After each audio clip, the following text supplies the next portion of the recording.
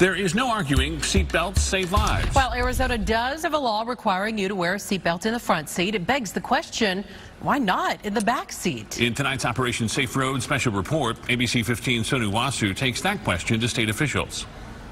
It's video that's hard to watch. A first-hand look at what can happen to you if you're not wearing a seatbelt in the back seat. Unbelted rear seat occupant will go flying forward and potentially injure or kill the front seat occupant. As horrifying as it is to see what happens to this crash test dummy, Chandler High School teacher Melinda Perry tells us it happened to her. As a result of it, I ended up becoming paraplegic. The popular college athlete in her freshman year at the University of Arizona says she's always been a stickler for the rules.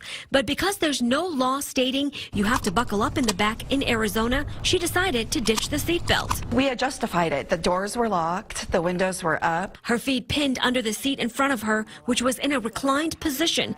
Perry's whole world changed in a few seconds when the driver lost control, causing the car to roll over several times.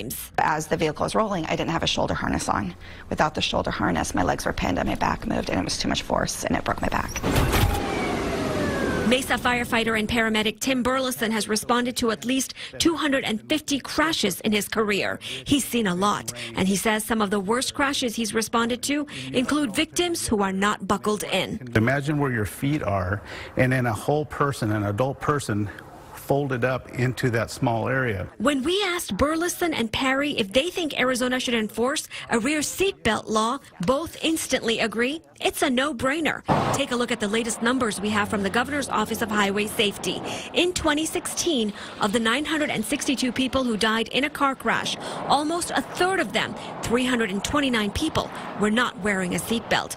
Road safety advocates we spoke to say they have been urging states like Arizona to take action. We know that people will change their behavior if they have a strong law in place. Perry says she's hoping her story will have an impact.